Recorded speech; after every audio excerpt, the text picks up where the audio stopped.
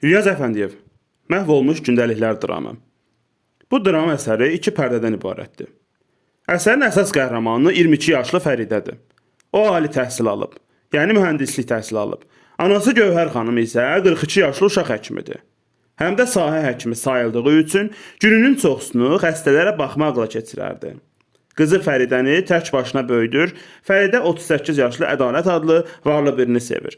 Gələcək həyatını yalnız onunla görür. Amma tələbəlik vaxtı Qənimət adlı öz qrup yoldaşı onu sevmiş, amma ədalət söhbəti çıxandan sonra onunla ayrılmışdı. Qənimət kasıb mühitə böyümüşdü. Onun özləri ilə yaşıd, 22 yaşlı bir dostları var idi. O, rəssam Savalan idi. Fəridənin anası Gövhər qızının ədalətə ərə getdiyini istəmirdi. Amma bunu qızına bildirmək istəmirdi. Ədalətin keçmişini Gövhər bilirdi. Artıq 2-3 gündən sonra Fəridə ilə Ədalətin toyu olacaqdı. Fəridə olub keçənləri, xoş anları gündəlik tutub ona yazırdı. Qənimətlə Savalan Fəridənin yanına gəlmişdilər.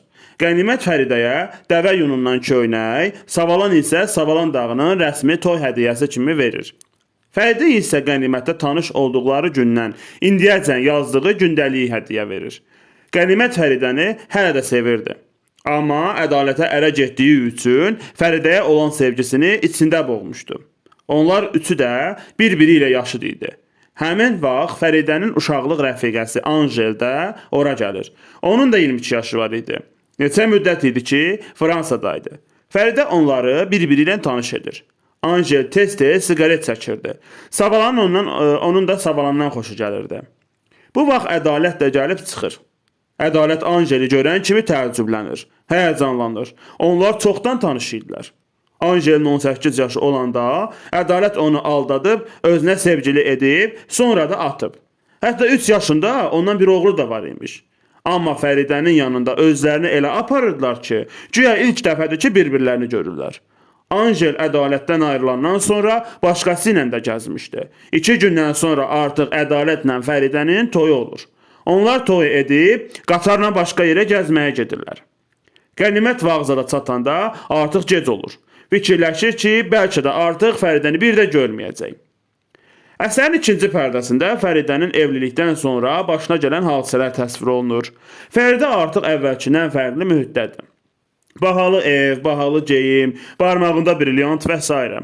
Anjel tez-tez Fəridənin evinə qonaq gəlir. Fəridə çox xoşbəxt görünür. Savalan da ora gəlir. Üçü xeyli söhbət edirlər.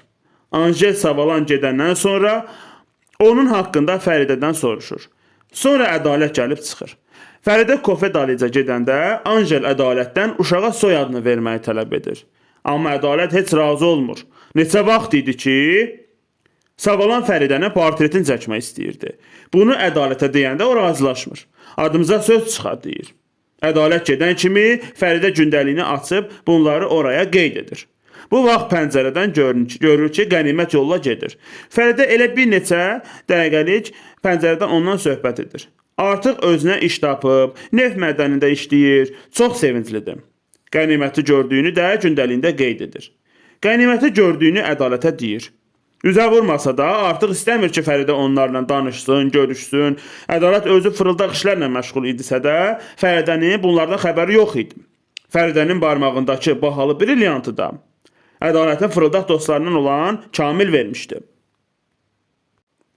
Ədalət Fəridə ilə müdirinin qızının ad günə gedəndə üzüyü qızın barmağından çıxartdırır. Bir gün Ədalət evdə olmayanda anası Gövhər gəlir və qızını başa salır ki, sən əziyyət çəkib 16 il oxumusan, sən işləməlisən. Nə vaxta kimi 4 divarın arasında oturacaqsan? Anası gedəndən sonra Fəridə bunları gündəliyinə qeyd edir. Bir tip bükülü halda bir xərcükürt gətirir. Fəridə onun təlxəhliyini görüb onu qovur. Ədalət Moskvaya gedən vaxt Qənimətin ad günü idi. Qənimət Anjel və Savalanla birgə olmasa baxmayaraq 4 nəfərlik süfrə hazırlamışdı. İnanırdı ki, Fəridə gələcək. Gözlənilməz anda Fəridə də gəlir. Hamısı sevinir. Rəqs edirlər, şampan içirlər, söhbətləşirlər. Fəridə üzüyünün qaşını xatirə olaraq Qənimətə hədiyyə edir. Sancaqla qalstukuna vurur. Rəqs eləyən zaman gözlənilmədən Fəridə aradan çıxır. Qənimət çox pis olur.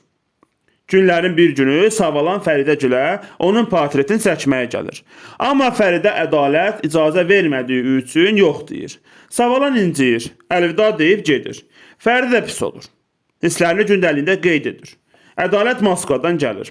Külqabında siqaret kötüyünü görüb kimin gəldiyini soruşur. Fəridə savalan olduğunu deyir. Ədalət portreti çəkilmədiyi üçün Fəridəyə təşəkkür edir. Fəridə ədalətə işləmək, adam içində olmaq istədiyini deyəndə o qəti şəkildə razılaşmır.